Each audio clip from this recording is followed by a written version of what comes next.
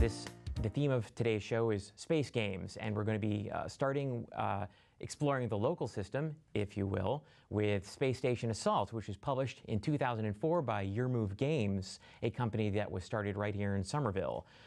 It is a self-contained, non-collectible card game. It's very simple and fast-paced, which are both checks in the yay column for me. The game takes place in rounds where two players are basically draw 10 cards, which are spaceships, and then play these cards in an attempt to blow the other person's space station up, or blow enough of the other person's spaceships up, which also gives a sort of time limit to the game, which is another thing I like. So as you can see, Joe and Matt played this game a little earlier, so I'm going to shut up and you can watch a typical game opening now. Go first. Yes. So I'm going to go ahead and play a scout. Excellent. And I'm going to attack your space station and do 1 point of damage. So Excellent. Write that down. So I think there are counter pieces or something to keep track of the damage on the space stations, but we're doing it the old-fashioned bridge way. So let me do that. Excellent. And then it's my turn to play a fabulous. All right. Am I doing it the wrong way? Yeah. No, that's right. No, that's right. So a scout to your space station. That's 1 point of damage. All right. You are in trouble. Do you have another one? Yes, I do. I'm going to go ahead and place this scout here. Do 1 point of damage to your scout, which has a shield of 1, and so I capture it. Okay. My first victory point! Woo! Woo! Oh, yeah. No, enjoy it. When you play cards, you can play them as attack or defense. So you can either play cards next to an opponent's ship or space station, therefore damage it, or you can play a card next to your own ship or space station, and even if there's no enemy ship in the vicinity, you can do that if you want to plug a hole, if you will. So you may have noticed when Matt and Joe were playing, in order to attack a space station, you can only basically play it in one of the cardinal directions. So if you place one of your own ships there, that's one space where your enemy cannot play it. Matt tried to do this early on in the game, and it didn't quite work out so well in his favor. Let's watch. I'm going to go ahead and drop this cruiser right here. Oh, that's interesting. So you're not even going to do an attack this time. You're just trying to block me from... I'm trying to block you out from my space station. That's fascinating. Although I think I'm starting a little late for that, but... Yeah, that's interesting. Okay, good. I should have done that with the last one. So, 4 from you. Good. You know, I think the last thing I need is these stupid spaceships surrounding my space station. So, I want to take out. I will take out. Let's see this cruiser. It's going to take out the gunship. Okay. Yeah, the gunship, the other cruiser. So it's you. Yes, I do have another 4. Thank you for asking. I think clearly there's only one move, and that's to drop a battleship on that cruiser and make it go bye-bye.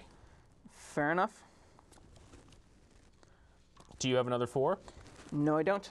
Ooh. Do you have another 4? I do. I'm a little scared about the next round. Okay, I do have another 4, and it is a battleship, oddly enough. All right. And it's a battleship that's going to take out your cruiser. All right. Nice try about the defense there, my friend. Well, you know, if you're going after the cruiser rather than after the space station, it's slowing you down a bit. Another thing I like about this game is that 25 hit points, which is what each player's space station has at the beginning, is not so much as it seems. Both players are constantly pounding on each other's bases, and so there's constant attrition going on both sides, and there's no clerics in this game. So hit points that you lose are gone forever. That makes the game fast, and it also keeps it wide open even when one person seems to be down by a lot. So let's see how this game between Joe and Matt played out. Yeah. I don't want to alarm you, but I have 3 times the hit points that you have. I think I'm okay with that. Okay. There's nothing wrong with that. Because I'm going to plant a dreadnought there. Yeah, I think that's what And my dreadnought's going to do 4 points of damage to you. Okay. I'm sorting this. Uh-oh, that means I only have 17. Okay. And then I'm going to pick up this dreadnought and put this dreadnought here. And this dreadnought's going to do 4 points of damage to you. Nice. And then I'm going to pick up this behemoth. Nice. And I'm going to put this behemoth here, and that's also going to do 4 points of damage to you. Ow. That's what I thought. Then I want to take that out. Yeah, you do. Although Do you have another 4? I get totally confused. You're now in that orientation. Yep. Yes, I do. That could be game. Which is going to go there 3. and do 3 points of damage to you. 3. 3 to 2. And, I have no 4s. And I'm out of 4s. 5s. 5s. Behemoth will hit you for 4 points of damage. Nicely done. Takes you out. Nice. Very, very good. Well done. So you're the person who actually played this game. That's true. How are your feelings? So you've only played the game once at this point. I learned how to play the game. You on played the game David out in the lobby, so you sort of played did. a game and a half, I think. Yeah. So that actually speaks well about the game, I think. It's easy to pick up. It wasn't, the strategy wasn't apparent the first time through, but when we taped, it became very, very clear. So I like games where the strategy comes out pretty quickly. A nice thing that the game gives you, and it's actually an excellent game design practice, is that both players have a clear goal right from the outset. There's your enemy space station, go get it. Or there's yours, it's completely vulnerable, you better do something about that. It's unambiguous. Yeah. It wasn't, as you said, the space stations have so many hit points. At first you sort of figure, oh, nobody will be taking that down, especially the first time through. You have fighters that don't inflict a lot of damage. And the fighters themselves have like a hit point or 2. Oh, right. They're background noise. Yeah. It's when you All get the through the little first round that you explosions. see these juggernauts start taking 5, 6 hit points of damage. Behemoths. And whatever, dreadnoughts, whatever they are. Yeah, I think that's the 2 of them, in fact. Very good. Well, anyway, that actually, then you start saying, oh, I probably need to surround my space station with something. I can't just leave it out in the open and concentrate entirely on attack. It's a very well thought out game. I very much enjoyed it. Just like Flux, it's another game you can pick up very, very rapidly. Great games, both.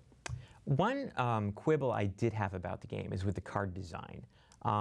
We were talking about this a little earlier before the cameras were rolling, but the 4 stats of each ship, you have 1 stat on each corner.